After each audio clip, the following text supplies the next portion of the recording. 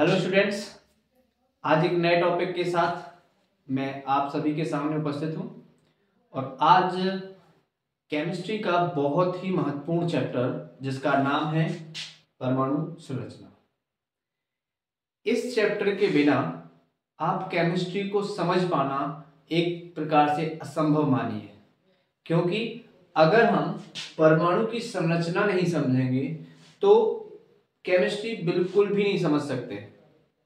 आप ऐसे समझ सकते हैं कि जिस तरीके से गणित में जोड़, भाग, गुणा सीखने के लिए आपको गिनती सीखनी पड़ती है, हिंदी में किताब पढ़ने के लिए आपको छोटा बड़ा पढ़ना पड़ते हैं, उसी तरीके से इंग्लिश सीखने के लिए आपको ABCD पढ़नी पड़ती है। उसी प्रकार से केमिस्ट्री सीखने के लिए परमाणु संरचना सीखनी जरूरी है, जानना पड़ता है। ठीक है, तो चलिए शुरू करते हैं।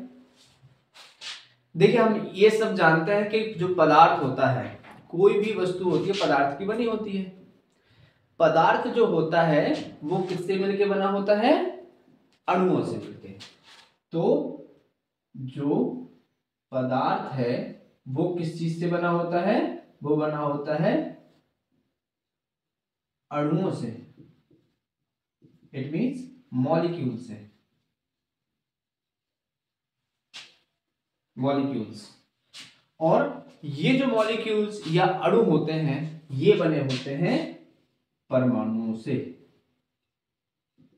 ठीक है, तो पहले ये माना जाता था कि परमाणु हमारे किस पदार्थ का सबसे छोटा कण है।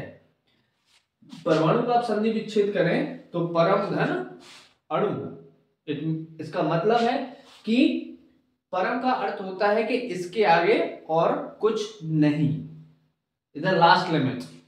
तो परम अणु, अणुओं में भी आखिरी, अगर हम किसी पदार्थ को विभाजित करते जाएं और अंतिम स्टेज, अंतिम अवस्था जो हमें प्राप्त होगी वो परमाणु प्राप्त होगी।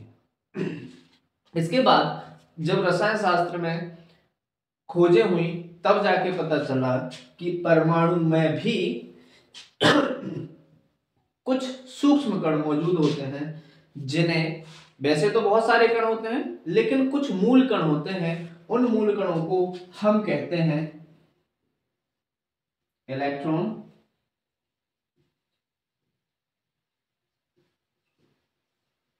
प्रोटॉन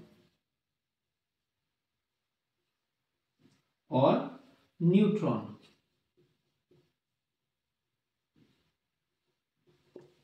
ठीक है, तो इलेक्ट्रॉन, प्रोटॉन, न्यूट्रॉन हमारे परमाणु के मूल कण माने जाते हैं, जिसमें कि परमाणु के मध्य में, जिसे हम नाभिक कहते हैं, उसमें प्रोटॉन और न्यूट्रॉन मौजूद होते हैं, जबकि इलेक्ट्रॉन इस परमाणु के चारों ओर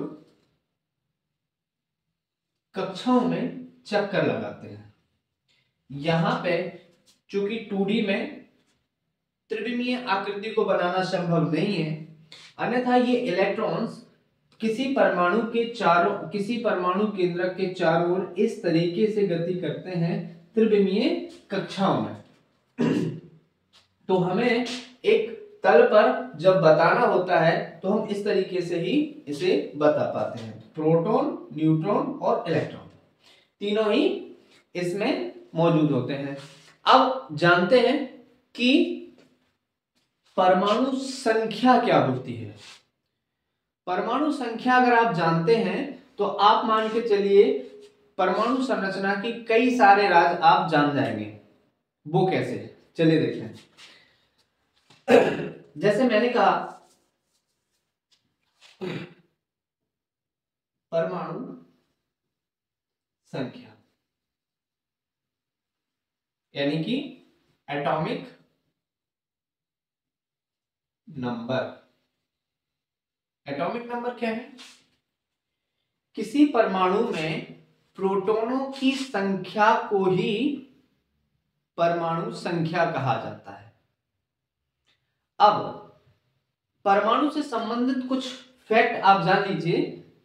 जिससे आपको परमाणु संख्या समझने में आसानी होगी। देखिए, परमाणु जो होता है वो कैसा होता है? प्राकृतिक रूप से उदासीन होता है। उदासीन मतलब न्यूट्रल। कैसा होता है?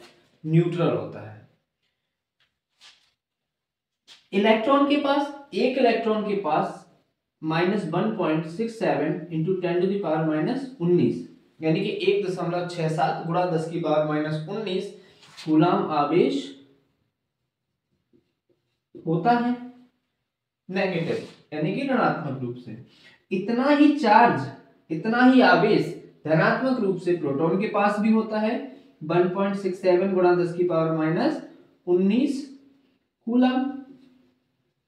जब किसी के पास उतना ही चार्ज प्लस का हो, उतना ही चार्ज माइनस का हो, और दोनों मिलाने पर ये एक दूसरे को कैंसिल आउट कर देते हैं, तो वहां पे किसी प्रकार का कोई चार्ज नहीं बचता।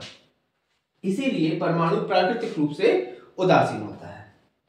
अब अगर आपसे पूछा जाए कि परमाणु संख्या क्या है, तो इसमें परमाणु संख्या प्रोटॉनों की संख्या को कहा जाता है। अब सवाल बनता है कि प्रोटॉनों की संख्या से ही क्यों दर्शाते हैं, जबकि इलेक्ट्रॉनों की संख्या और प्रोटॉनों की संख्या तो बराबर होती है। हम कह सकते हैं कि प्रोटॉनों की संख्या उतनी है और इलेक्ट्रॉनों की संख्या उतनी है, तो भाई इलेक्ट्रॉनों के द्वारा परमाणु क्रमांकों को क्यों नहीं दर्शाया गया?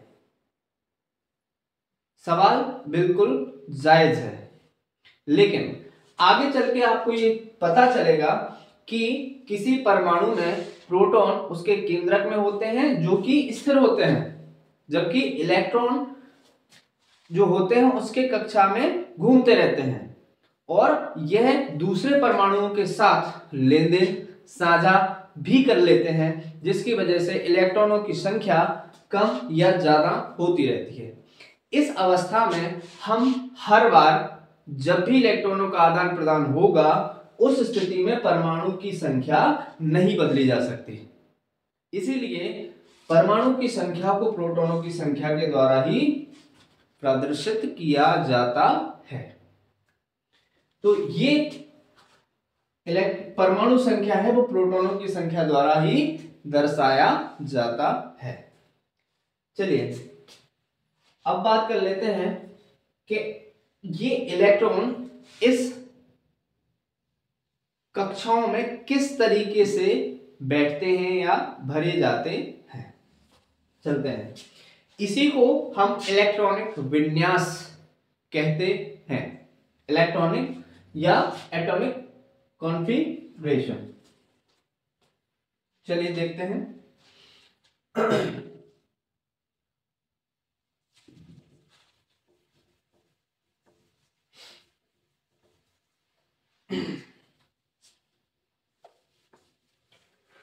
एक वैज्ञानिक हुए जिनका नाम है बोहर बरी। बोहर बरी वो वैज्ञानिक थे जिन्होंने परमाणु में इलेक्ट्रॉनों को व्यवस्थित करने की व्यवस्था प्रदान की अपने एक सूत्र के द्वारा। तो उनका नाम था बोहर बरी। बोहर बरी ने फॉर्मूला दिया 2n²। ठीक है, तो यहां पे n जो है कक्षाओं की संख्या को प्रदर्शित करता है।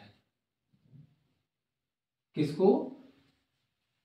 n कक्षाओं की संख्या को प्रदर्शित करता है, जहां पर n का जो मान होता है 1 2 3 4 5 6 और 7 होता है। जैसे ही हम इसमें n के स्थान पर 1 2 3 4 इस तरीके से रखते जाएं, तो हमें प्रत्येक कक्षा में इलेक्ट्रॉनों के अधिकतम मान का पता चलता जाएगा। जैसे कि उदाहरण के तौर पर n की वैल्यू अगर हम 1 ले लेते हैं, जब n बराबर 1 हो, मतलब पहली कक्षा के लिए बात हो रही है, तो 2 गुणा 1 का स्क्वायर, तो 1 का स्क्वायर मतलब 1 और 1 गुणा 2 मतलब 2, यानी कि पहली कक्षा में अधिकतम 2 इलेक्ट्रॉनों को भरा जा सकता है। अब बात करते हैं n की वैल्यू 2 रखते हैं। जब n बराबर 2 तो इस फॉर्मूले में रखें 2 इंटू 2 का स्क्वायर, 2 दूनी 4, 4 दूनी 8। दूसरी कक्षा में अधिकतम 8 इलेक्ट्रॉनों को भरा जा सकता है। इसी तरीके से 3 रखेंगे, 4 रखेंगे, 5 रखेंगे, 6, तो हमें प्रत्येक कक्षा में इलेक्ट्रॉनों की संख्या पता चलती जाएगी। और इसी को हम इलेक्ट्रॉनिक विन्यास यानी कि इलेक्ट्रॉनिक कॉन्फ़िगरेशन कहते हैं। तो हम जो तत्व होते हैं उनके परमाणु की संख्या को याद करना बहुत आवश्यक है। जैसे कि मैं एक एग्जांपल लेता हूं, मैग्नीशियम का एग्जांपल लेता हूं। इसका मैग्नीशियम का जो संकेत होता है वो होता है Mg, और Mg का परमाणु क्रमांक होता है 12।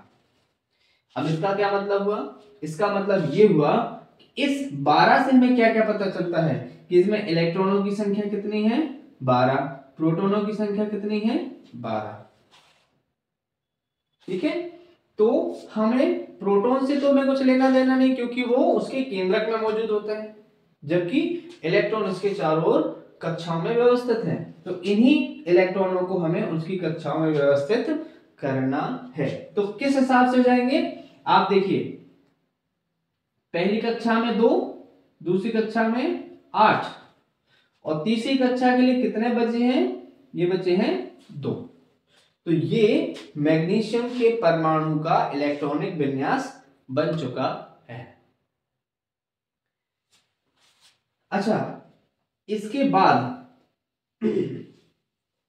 प्रत्येक जो परमाणु होता है वो अपनी बाहरी कक्षा में सिर्फ 8 इलेक्ट्रॉन रखना चाहता है, तभी वो अपना स्थायित्व प्राप्त करता है। इसका अर्थ होता है कि परमाणु अपना अष्टक पूरा करना चाहता है स्थायित्व प्राप्त करने के लिए।